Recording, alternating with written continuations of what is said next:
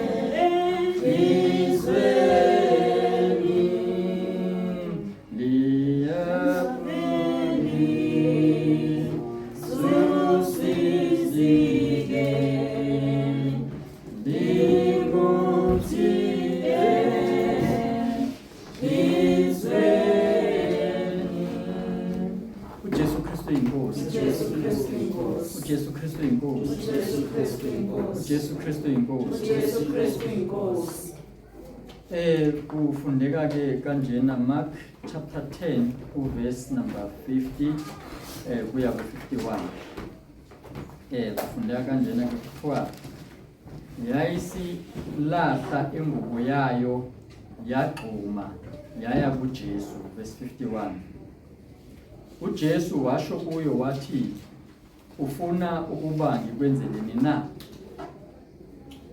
Yayisilahla Mark chapter 10 verses 50 to 51. Yayisilahla ingubo yayo yagquma yaya kuJesu. uJesu washo kuyo wathi, ufuna ukuba ngikwenzeleni na? Impumputhe yathi kuye, Rabuni, ukuba ngibone. uJesu Kristu inkosi. Inkosi ibusise ukufunda kwezwi layo. Ngicela ukuthi sithandaze besizwe. Baba namandla namandla beka isandla sakho uNkulunkulu othungcwele kulo lelizwi uNkulunkulu othunamandla. Baba othunamandla, ngiyacela ukuthi usebenze ngalo. Udalile ke Nkosi izinto ngezwi lakho, lithi izwi lakho konke kwadalwa ngaye ulizwi. Ngakho ke uNkulunkulu othunamandla, ngiyacela ukuthi udale ukuphila empilweni zethu. Baba othunamandla, ngiyacela ukukhuluma noqobo ngokuthi na Nkosi izwi lakho eliphuma emlonyeni wakho alibuyela kuwe lingakakwenzi lokho Nkosi olithumele ukuthi likwenze. Ngiyacela ke Nkosi ukuthi likwenze kunjengoba kunjalo lokho uthumile ukuthi likwenze. Baba othunamandla, sonke silalele izwi lakho, sizwe Nkosi ukukhuluma kwakho, ngoba somandla phakathi kwethu akekho ongcono kunomunye.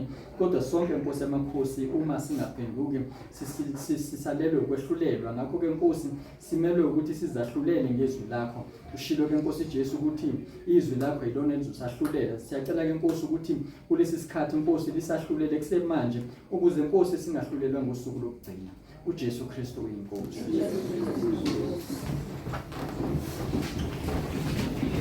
Lake esifunde khona sifunda impumputhe uBartimeyu igama lakhe. Umuqala nje lapha ku verse number 46. Sithola khona lapho ukuthi khona bafika eJericho.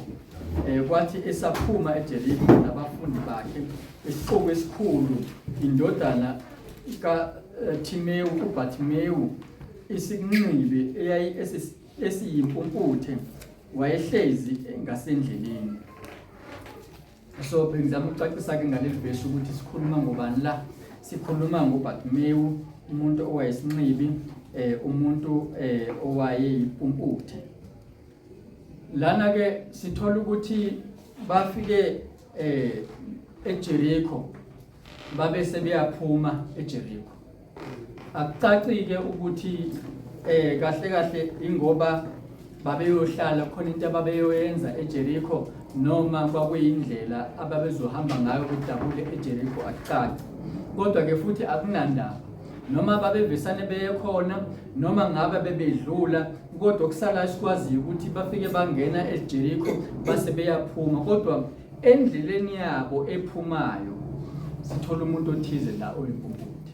Mabe saphuma kusho ukuthi lo muntu oyimpumputhe wayekulo iJericho mhlambe maseceleni noma endaweni la ngasekugcineni kwalo la kuphunywa khona kuleli dolobha. Siyalazi ke leli dolobha iJericho encwadini kaJoshua. Mase bengena uJoshua engenisa abantwana bakwaIsrayeli, yena eholwa uNkulunkulu, eqhutshwa uNkulunkulu. Kwafika isikhathi la behlangana khona naleli dolobha laseJericho okwakuyindawo eyayiseKhenana, izwe ababethenjiswe kulona ukuthi bazongena kulona. Mabefika ke le ndawo yaseJericho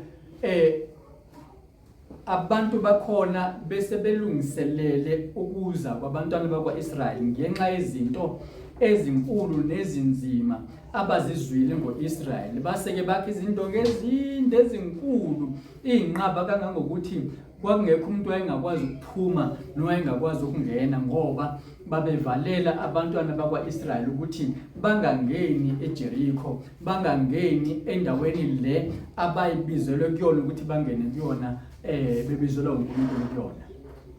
Isitha ke sisebenza kanjalo ke sakhe inqabe ezinkulu kubantwana bakaNkulunkulu ukuthi sithi sesizwile ukuthi usibanibani usedluliswe la, wadluliswa nala, wadluliswa nala, bese sibiya ke manje senze inqaba zokuthi akungenwa la, and isitha besikule territory noma kule ndawo ebekumele abantwana bakwaIsrayeli bangene kuyona. So manje bekumele le ndawo bayidle ngoba ushilo uNkulunkulu ukuthi noma kuphi lapho uyobeka khona unyawo lwakho khona yokusuyidlile le ndawo. Manje labantu baseJericho bazama ngamandla abo onke ukumelana necebo likaNkulunkulu. Icebo likaNkulunkulu lalithi yona le ndawo kwakumele ibe ngiyabantwana bakaNkulunkulu ngoba yayiseKhenana. Kaningi ke uzothola ukuthi nawe empilweni yakho uthe sonqobile kwezinye izinto iJericho lakuvukela. Lama kwame inqaba esithe senza sure ukuthi awungeni la.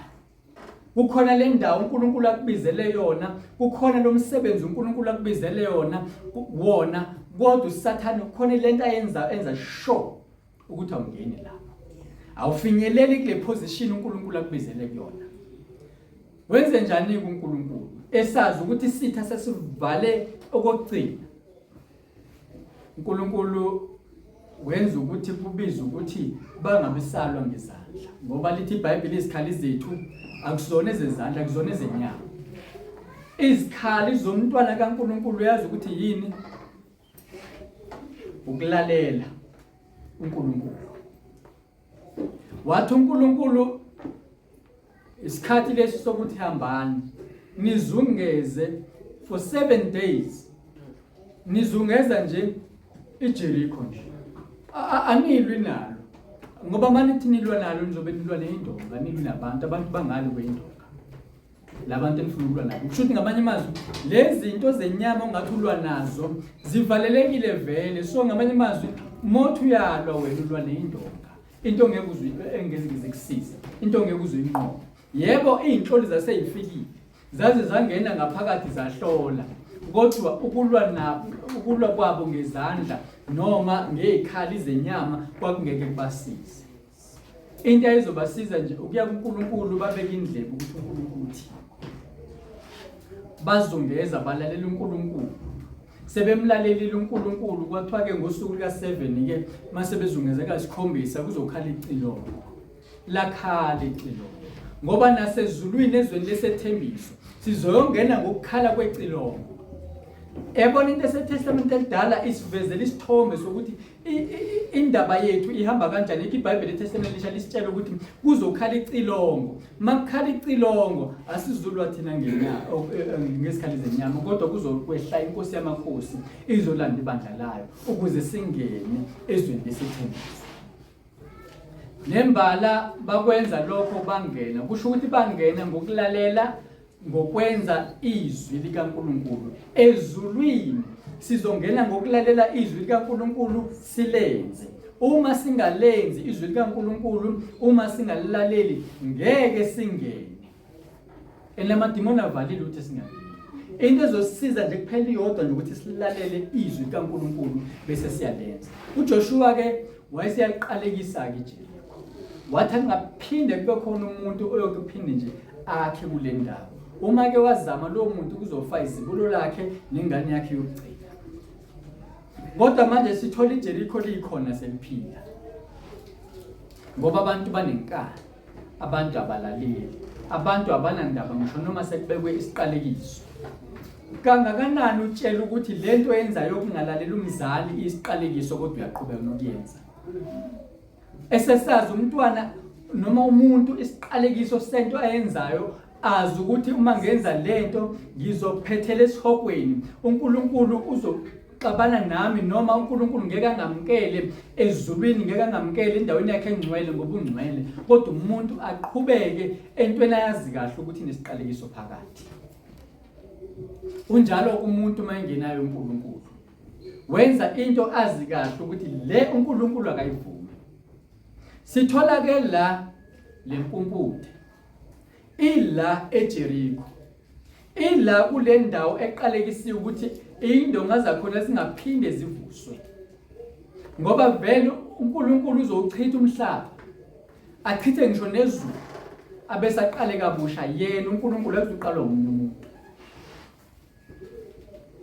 So lo muntu lesisinqibi noma lo muntu oyimpumputhe utholakala la eJerikho. Umuntu oyimpumputhe ke umuntu onjani? NgesiZulu kuthiwa lo muntu unesici. Kangangokuthi njengoba abantu benamagama amaningi afanayo, makuthiwa mhlambe lo muntu igama lakhe njengoba kushiwo la kuthiwa uBartimeyu, ngiyacabanga ukuthi baningi uBartimeyu kodwa ke ngilinganise ngathi ke baningi ngoSipho, ake sithi uSipho. uSipho baningi mhlambe la eKafontein. Uzama ukukhuluma ngoSipho. Uma ukhuluma ngoSipho uzothi mangabe kunoSipho ongaboni ukhuluma ngaye uthi uSipho lo ongaboni uveza isici sakhe. Why uveza isici sakhe? Isizathu salokho hayi ngoba umthuka, hayi ngoba umzonda, hayi ngoba umbukela phansi, ukuthi into enza ukuthi abe distinct kwabanye uSipho. Into elula kwabanye abantu ukuthi bayazi ukuthi unomehluko ngani lo Sipho kwabanye oSipho. So lento lena makuthi umuntu unesici ngesilungu kuthiwa it's a defect. Makuthiwa into i-defect kusho ukuthi either it does not appear as designed or it's not functioning as designed. Lento ayibonakali ngendlela eyayidalelwe ukuthi ibonakale ngayo noma ayenzi izinto eyayidalelwe ukuthi izenze. That is a defect. Isici ke leso. Kaningi kuNkulunkulu mayefuna umnikelo kubantu ebiza umnikelo uthi ufuna umnikelo ongenasici. Umnikelo ngamanye amazwi oyilento uNkulunkulu ayewudesigne kwasekuqaleni ukuthi ube yiyona ongakazi ushintsha. Noma ke okule position noma kulento okufanele ngabe uyiyona. So manje uBartimeyu lo yena wayene defect. Le defect le yakhe bekungaboni. uNkulunkulu umdale umuntu waba ngumfanekiso wakhe. uNkulunkulu uyabona. Kusho ukuthi lo muntu mayengasaboni unesici, une defect. Kodwa ku defect yakhe ubezwa ngeindlebe. Ubekhuluma ngomlomo, ekwazi nokudla. Namakhala akhe esebenza ngoba uma bengasebenza amakhala akhe ngaba akaphefumuli ngaba akazange aphile. Ubene defect eyodwa. Kodwa uyazi ukuthi le defect inamthelela muni? Lithi iBhayibheli moqhubeka la esiqhubeke lapha ku verse 47 ukuthiwa ke noma siqale ku verse 46. Khona bafika eJerikho. Kwathi esaphuma eJerikho nabafundi bakhe nesixuku esikhulu, indodana kaTimewu uBartimeyu isinxibe esiyimpumputhe wayehlezi ngasendleleni. Wathi ukuba ezwe ukuthi nguJesu waseNazaretha waqala kumemeza ethi, Jesu ndodana kaDavide ngihawukele. Lana ke mokuthiwa wayesinxibe ngesilungu kucaciswa kahle kusho ukuthi ngamanye amazwi umuntu owayecela. He was a beggar, ecela kubantu. isizathu sokuthi acele ukuthi ngenxa yokuthi ubengaboni wayezoqashwa kuphi. Yikuphi la izosebenza khona. Ngamanye amazwi umuntu mangabe nesici esithize kunezici ezinzima kangangokuthi umuntu akakwazi ukusebenza. Kunabazalwane abanesici kwelikamoya esibenza ukuthi bangakwazi ukusebenzela uNkulunkulu kube kufanele ngaba bayamsebenzela. Ngenxa yesici umuntu anaso sidala leso sici ukuthi umuntu kube nezinto angakwazi ukuzenza ebekumele ngabe uyazenza ezenziwa ngabanye abantu kodwa yena uvinjwe nje lesi sici esisodwa. Aziziningi lezi ziqhathi sivimbe ukuthi but mina uthi angakwazi ukusebenza. Sisodwa nje. So wayesephila ngokuthi yena kufanele acele kubantu. Ngamanye amazwi besephila njengeparasite. Usephila ngomuntu okudinga ukuthi akukho ukuphila kuyena ngaphandle komuntu. Nethemba lakhe bese likumuntu. Ibukhuni leyo mpilo. Inzima leyo mpilo. Kunabantwana bakaNkulunkulu ithemba labo nje ucela imkhuleko. Ngoba behluleka ngapha nangapha impilo ihambi kahle. Hayi ukuthi ku-wrong ukucela umkhuleko ngoba nakuyona impumputhele kwakungekho wrong ukuthi acele kubantu. Ngoba vele ayikho enye indlela ayingenza ngayo ukuthi akwazi ukuphila. Uma ngabe ayengekho ipension ngaleso sikhathi kusho ukuthi uzakwazi ukuphila kwakufanele acele kubantu. Kuyinkinga ukuba impumputhe. Ngoba mangabe uyimpumputhe awukwazi ukuya la uthanda khona. Awukwazi ukufunda ube nezinto ozozi-understanda kangcono ngoba awuboni.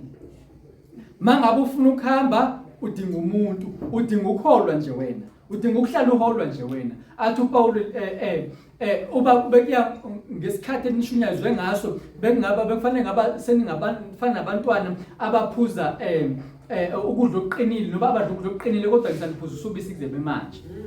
Ngamanye amazwi uthi nisaholwa nisadinga ukholwa ngoba phela umntwana odla ubisi noma uphuza ubisi uyanceliswa nje uyanikeza ubisi akakwazi ukuyidlela yena. Ngenxa ukuthi istate akusona akanawo amandla okuzenzela izinto ngokwakhe. Kusho ukuthi lo muntu singasho ukuthi naye une defect anayo yokuthi akakwazi ukwenza izinto ngendlela yakhe nangendlela efanele ngabe wenze ngayo. Manje la umuntu mayimpumputhe unaleyo inkinga ukuthi akakwazi ukusebenza, akakwazi ukuya la ethanda yakho. Okubuhlungu kakhulu baze bathi abantu ngesizulu ukudla makumnandi bathi ungasincisha esingaboni. Ngamanye amazwi kungaba nokudla okumnandi ngenxa ukuthi wena ukuzwe ukuthi khona inyama mhlawumbe uyizwa ngamakhala kuphela noma kunyakunuki kakhulu nakho ukudla kumnandi la kodwa ngoba ubona ungancishwa ukhona. Kube nokudla okungakudli kodwa ukhona. Kunabantwana bakaNkulunkulu uSathane bavale indlebe zikamoya namehlo kamoya kuyashunyayela ivangeli kodwa kunento ezileqala. Abazi understand ngenxa ukuthi bavalekile amehlo kamoya. Umuntu ongaboni uma ungasamfuna ukuthi aphile emhlabeni ungamfakela upoison ekudlena zokudla ekhona akadingi nokuthi azahambe. Kunabantu abaningi abangaboni abakhonza endaweni la kukhonzwa khona uSathane. Kodwa ngenxa yokuthi ababoni bafuza upoison, badla upoison into ezobabulala kuze bengaphakade ngoba ababoni. Ngenhlanhla ke uBartimeyu lo engaboneni kwakhe wayezwa endlebeni. Wayeke washunyayezwa wezwa ngoJesu. Ubengakaze ambone uJesu kodwa ubesezwile ngaye uJesu. Ekuzweni kwakhe sithola lapha verse 47 kuthiwa wathi ukuba ezwe ukuthi nguJesu. Ubeke wezwe eqaleni ukuthi khona umuntu othiwa uJesu ophilisayo, osindisayo. Kule ndawo ahlezi kuyona unele wezwe ukuthi uJesu lodlulayo. Wayekucela izipho kubantu. Wayekucela izinto lalela ukuthi wathini. Kuthiwa la wathi ukuba ezwe ukuthi nguJesu waseNazaretha waqala ukumemeza ethi Jesu ndodana kaDavide ngihawukele. Uyakuzwa ukumemeza kwakhe ukuthi wayizwa kahle intshumayelo ngoJesu. Wayizwa kahle indaba kaJesu ukuthi lo Jesu akubona lo Jesu mhlawumbe abanye babekhona ngaleso sikhathi kodwa lo wayengowaseNazaretha. Ngiyakholwa ukuthi eNazaretha wayeyedwa uJesu. Kwakusaziwa ukuthi uma ukhuluma ngalo Jesu waseNazaretha usumenze waba distinct ukuthi uyena yedwa waziwayo. Kodwa akagcinanga lapha ngoba mhlambe bekhona umuntu uJesu akwafika lapho kwenye indawo asazi wayesesithi ke ndodana kaDavide. Uyabona ke mangabe esekhuluma ethi ndodana kaDavide usafaka enye i-distinction ukuthi noma ngabe bekhona komunye uJesu kodwa mina ngikhuluma ngalo owaziwa ngokuthi uyindodana kaDavide okuprofethiwe ngaye. Lapho kuIsaiah chapter 9 number 6 verse number 6 no 7 kwakhulunywa ngendodana kaJese eyakubusa kuze kube kunaphakade naphakade. Wayeseveza ukuthi ke mina ke Jesu njengoba ngimemeza nje lesixuku engimemeza kusona angazi ukuthi khona ba. Angazi noma kukhona yini omunye uJesu okhona. Kodwa mina ngikhuluma ngalo Jesu oyindodana kaDavide. Why kuthiwe uyindodana kaDavide? uNkulunkulu wathi mangaba egcizelela esila ubukhosi kaDavide wathi ubukhosi bakho Davide buyohlala bukhona kuyoze kube unaphakade ngoba inkosi uJesu imi njalo kuze kube unaphakade. Mighty Jesu ndodana kaDavide kunezimpawu noma kunezinto esizithola kuDavide. Number 1 uNkulunkulu wadeclare wathi uDavide umuntu wenhliziyo yakhe. Yebo uDavide wake wona ngoba wayesenyameni yomuntu. Umehluko phakathi kwaDavide nenkosi uJesu ukuthi inkosi uJesu yazalwa ngomoya ongcwele kanti uDavide wazalwa ngentando yendoda nentando yenyama. Yikho ke uDavide agcina esenza isono noma ake wasenza isono ngoba wazalwa ngentando yenyama nentando yendoda. Kodwa manje kunezinto esizithola kuDavide. uDavide ekubuseni kwakhe unikeziwe umbuso. Wagcotshwa nguSamuel. Ekhona uSaul. Ephile emhlabeni. Njengenkosi uJesu kufika izazi zaseMpumalanga. Ziyabuza zithi uphi lo ozelwe eyinkosi yabaJuda na?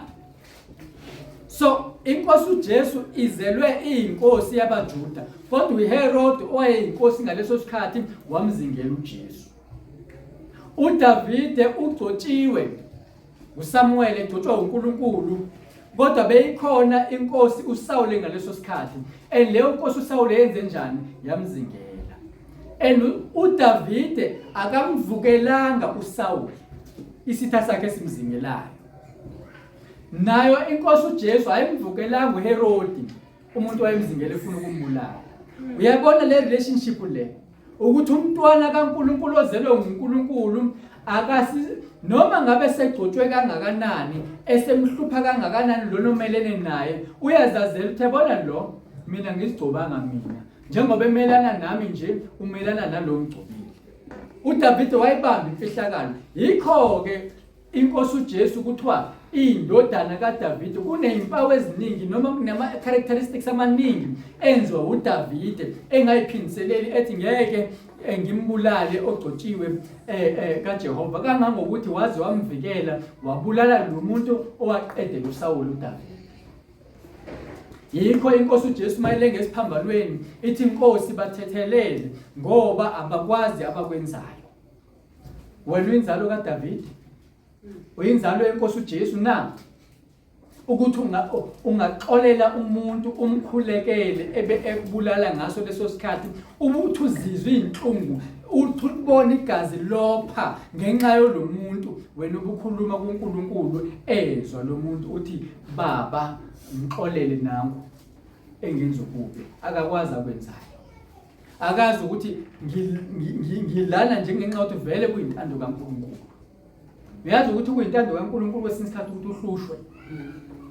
Lithi iBhayibheli ngicabanga ukuthi uDavide lapha kuMahubo 119 athi kwangilungela ukuba ngihlushwe ukuze ngifunde izimiso zakho. Kwesinye isikhathi nje ukulungela ukuthi uhlushwe ngoba na lokhuza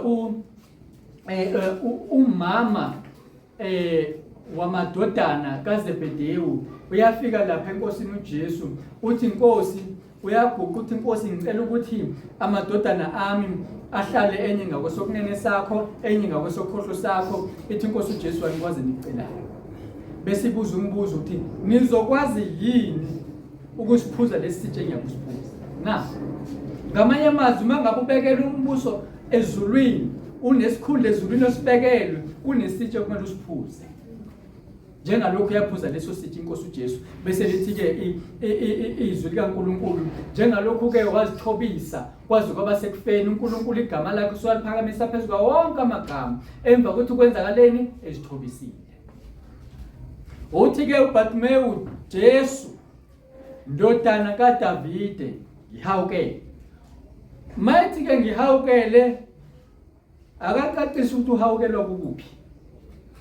Le ndaba ithule ngikusize kuphi. Ucele nje leso sicelo esiveli esingacacisa ukuthi ufunani.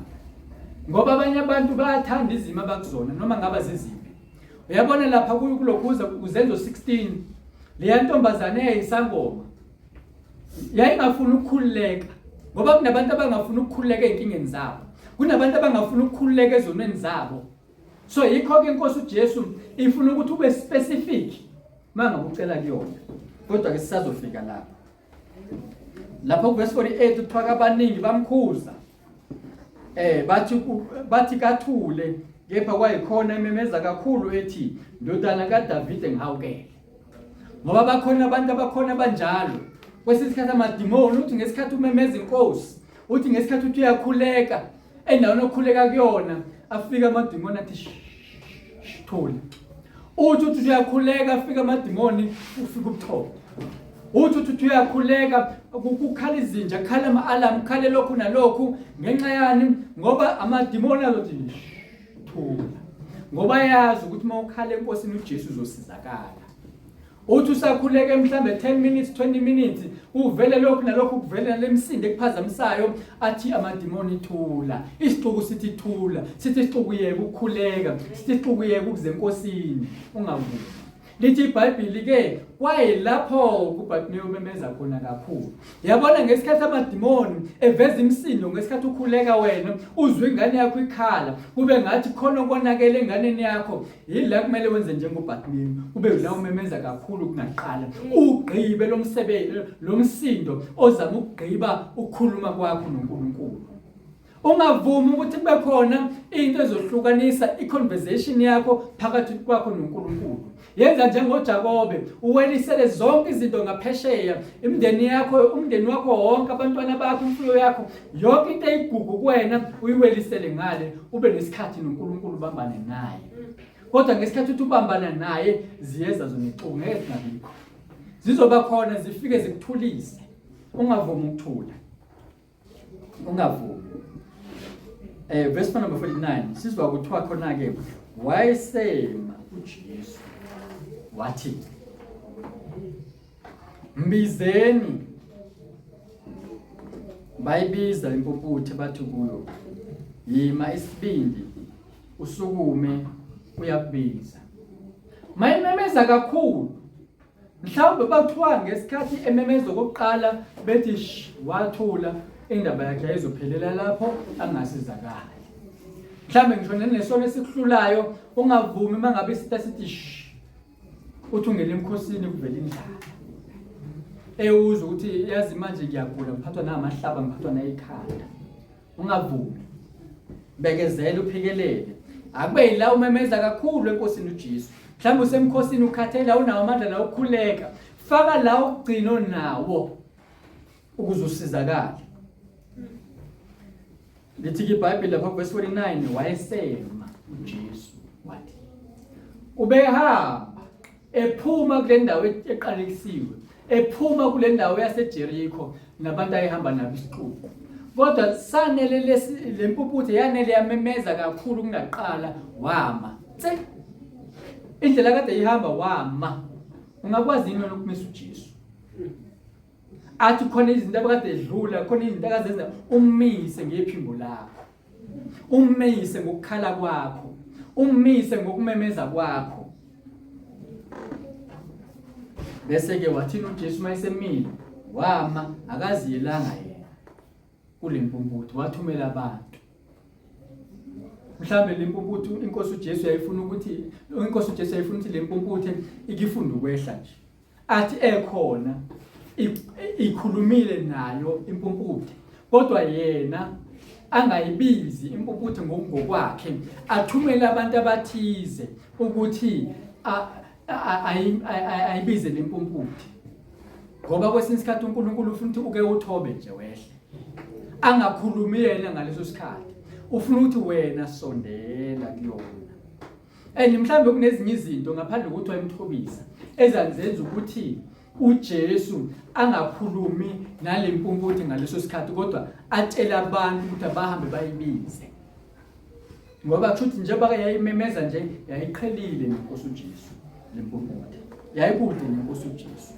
Mayikude ke uyathumela abantu ukuthi ngibizeni, bayibiza impumputhe bathi kuyo yima isibindi, usukume iyakubiza. Asilaleleke ukuthi yenzani impumputhe. Verse number 50. Yayisilahla ingubo yayo, yagxuma yaya kuJesu. Izwe ngabantu, ayizwanga iphimbo likaJesu, kodwa ngoba ibinendlebe bese ithi inkosi uJesu onendlebe makezwe lokho akushoyo umoya emabandleni. Yayinendlebe, noma amehlo ayengaboni kodwa indlebe yayizwa. Hayi noma ngaba mhlawumbe uSathane bese kuvale amehlo kwelikamoya, kodwa yizwa. Mangabe sebizwe impumputhe, yayisilahla ingubo yayo. Yabona ingubo siyayishisa mangaba sizithole kabi, mangaba kunezinto esizibona ukuthi ayihambi kahle ngengubo, ngoba ingubo ihambisana nomoya wendlela othole ngayo leyo ngubo, noma nokuthi wena ubani.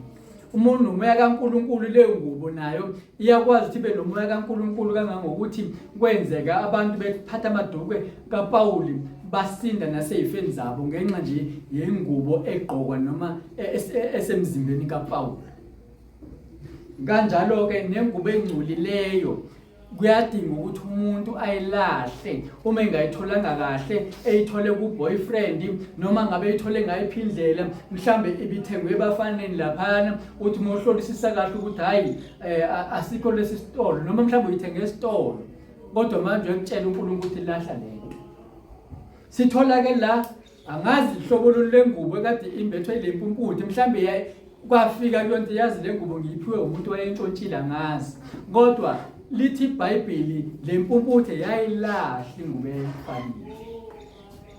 Mayilahla yenze njani? Kuthiwa yayisilahla ingubo yayo, yagxuma yaya kuJesu. Angazi ke ngoba kuthiwa yalahla ingubo, yayisiyagxuma yaya kuJesu. Asithola ukuthi khona umuntu wayihola eyiholela inkosini uJesu mase iziphimbo likaJesu. Sithola seyilahla ingubo yayo isiyagxuma, yona isiya enkosini uJesu ukuthi yaya kanjani namangazi, ngoba engikholwa yikho ukuthi yafika kuJesu ingakaboni. Mayifika ke lapha enkosini uJesu kwenzakalani?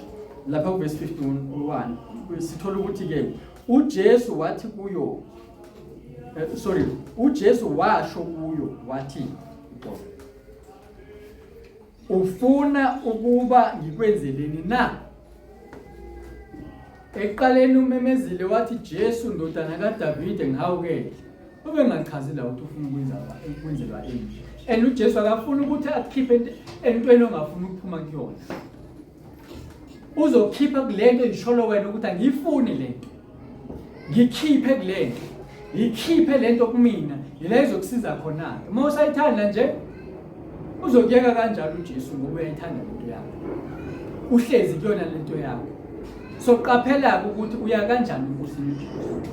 Mayisefikile ke enkosini uJesu ke, uJesu ufuna ukungena ekujuleni kwendaba ukuthi ufuna ukuthi ngikwenzeleni njengoba usufile. So ngamanye amazwi udinga ukuthi uqale usondele kuJesu, kodwa uma usondele enkosini uJesu kunento oqala uma uyishiye. Le mpumputhe yalahla ingubo, kunezinto okumele uyilahle mangabe usondele enkosini uJesu ukuze ikwazi ukukhuluma nawe kahle, libe nenkulumo kube ngathi umuntu nomuntu ngobani kunezinto ezilahlile. Le mpumputhe yaqonda ezinye izinto ukuthi uma ufika enkosini uJesu uqala ngokulahla uqale wezwa ngabantu. Yabona njengoba sisashumayela nje qala manje ulahle. Ngoba uma ungalahli ngizokutshela mina indaba. Yabona umuntu akafinyeleli ezweni likamoya kungafanga umzimba. Uyakholwa awukholwa, uma ungakholwa angeke ufinyelele esihogweni sangempela umzimba ungafanga. Ma ungumntwana kaNkulunkulu awukwazi ukufinyelela kuNkulunkulu umzimba ungafanga. Uma ngabe ufuna ukufinyelela enkosini uJesu, lahlo komzimba, lahlo kwenyama, umzimba wakho mawufe ukuze ufinyelele kwelikamoya, ukuze ufinyelele kuNkulunkulu. Uma ungakalahli lezo zinto awukwazi ukufika enkosini uJesu. Yaqhuma ke le mpumputhe isilahle ingubo yayo ekade yembethe. Ngiyacabanga ukuthi beyembethe ngoba iyithanda noma kwakumakhaza noma kwangekho makhaza angazi, kodwa sithola ukuthi nje mayesibizwa inkosi uJesu yaqonda ukuthi le ngubo ayisondele inkosini uJesu. Uyazi kunezinto ezingasondeli kuNkulunkulu ekufanele uyilahle mangabe ufuna ukusondela kuNkulunkulu. Uma ufuna ukuxhumana noNkulunkulu kunezinto zokulahlwa. Ungayilahli ngokwazi ukukhuluma nabuso nobuso. Lalela ke verse number impumputhe 20 lapha 51. Kwa impumputhe yathi kuye Rabuni ukuba ngibone. Ngoba yona inkinga yempumputhe eyinayo emhlabeni. Uyayazi wena inkinga yakho nayo ekukholweni kwakho. Yona ke into kumele uyilwe kakhulu ukusondela enkosini uJesu ngayo. Uthi inkosi Jesu ngisize kule nkinga. Ayiphele lento masiphele lesici. Sengifuna ukufana nawe manje ngihamba ngenasici phambi kobuso bakho. Kunezinto esingayiboni wena uyazazi izici onazo phambi kaNkulunkulu. Ezenza ukuthi ungakwazi ukwenza intando kaNkulunkulu, ungakwazi ukuba sebandleni kaNkulunkulu ngoba le mpumputhe ngenxa yokuthi yayingaboni, yayingekwazi ngisho nokuziyela enkonzweni ngoba yayingaboni. Yayingekwazi ukusondela enkosini uJesu ngokwayo ngoba yayingaboni, kodwa yayizwile. Usulizwile izwi likaNkulunkulu wenze njani? Number 52. uJesu wathi kuyo, hamba ke. Ukukholwa kwakho kukusindisile. Amazwi enkosi uJesu la. Ethi inkosi uJesu njengoba kade ungaboni kade ngingahambeki ngoba uboni. Bewudinga ukudonswa abantu. Kodwa manje sengithi hamba ke. Ukukholwa kwakho kukusindisile. Nakule nkinga obhekene nayo uzosizwa ukukholwa kwakho. Bese uhamba indlela kaNkulunkulu. Awulalela ukuthi yiphi le ndlela ehanjwa impumputhe. Ayihambanga impumputhe noma yiphi indlela. Kukhona abantu abasizakalayo besizwa inkosi uJesu baqede bahamba indlela zabo. Lalela ukuthi impumputhe yahamba yiphi indlela. Lethi iBhayibheli yayisibona khona la. Loqala leyo. Yaqale yabona ngoba kuthweni hamba. Ukukholwa kwakho kukusindisa. Yamlandela endleleni. Ayihambanga ekhaya layo noma ayihambanga kwezinye indawo ngoba mhlawumbe ekhaya layo yayingalazi nakulazi ukuthi ngingakuphi. Kwakungekho abantu mhlawumbe engasho awu ngiyabonga ukuthi ngiyobonga kusibani, ngiyabonga sibani bantu wena kade ungibona. Cha, ubazi ngephimbo kuphela ngeindlebe zakhe, akabazi ngokubabona. Akazi ukuthi uholwa umuntu onjani. Kodwa manje lo omvule amehlo ngezwi, nawe ke angavula amehlo ngezwi. Ngoba lo akathathanga udaka alibhice emehlweni, akathathanga amanzi awathandazele. Cha, uphiliswe ngani? Ngezwi. Ubone ngani? Ngezwi. Nathi bantwana bakaNkulunkulu into ezosenza ukuthi sibone okuyintando kaNkulunkulu, siqonde okuyintando kaNkulunkulu, sizobona ngezwi, sizoqonda ngezwi. Ngamanye amazwi iqala indaba ekuthaneni silalele izwi, sizwe ngoJesu bese sisondela kuyena bese kwenzeka izinto. Impumputhe maseyibonile ayibuzanga into eziningi. Ayibangesabuza ukuthi ngiyephi ke nje ukuthi ngihambe. Evele yaqonda ukuthi yabona lo ngizomlandela. Ngiyacabanga futhi uyagcinisa umfundi wakhe. Mangithi umfundi wakhe angisho umpostoli, kodwa umfundi wenkosi uJesu. Ngobani? ilalelile ngendlela. Yabona njengoba silalele nje silizwa izwi likaNkulunkulu, simele ukuthatha inyathelo. Ukuzwa kwethu esikuzwayo kumele sithathe inyathelo ngakho ukuze sibone okuyintando kaNkulunkulu, kuvuleke amehlo kamoya, sibone iqiniso ekumele silandele okuyinkosi uJesu ukuze sifinyelele ezulwini, ngoba ithi inkosi uJesu uyindlela neqiniso nokuphila, akekho oza kubaba ngaphandle kwakhe. Ngakho-ke le mpumputhe yalandela uJesu. Ngesikhathi ilandela uJesu, uJesu uyakubani? Uyakubaba. Kusho ukuthi iyakuphika impumputhe nayo isiyakubaba, isaya ekhaya ibuyele emuva. Ayisabuzi nokubuza kambe ukuphi ikhaya lami, ukuphi uma, ukuphi ubaba, zikuphi izihlobo zami? No, ulandela lo ekhaya ezulwini. Asithandaze.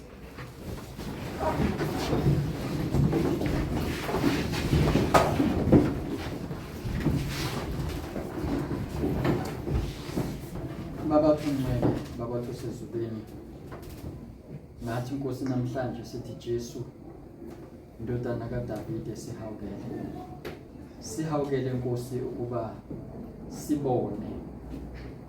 sibone Nkosi yamakhosi okwentando yakho, sibone ukuthi kuyisikhathi manje, sibone ukuthi Nkosi simele ukuqaphelisisa okwentando yakho, senze uNkulunkulu othona amandla izwi lakho, sikulandele noma ngaba kuya kuphi Nkosi. Ngolunye usuku umoya ongcwele wakuholela Nkosi Jesu ukuthi uye ehlane ukuba ulingwe.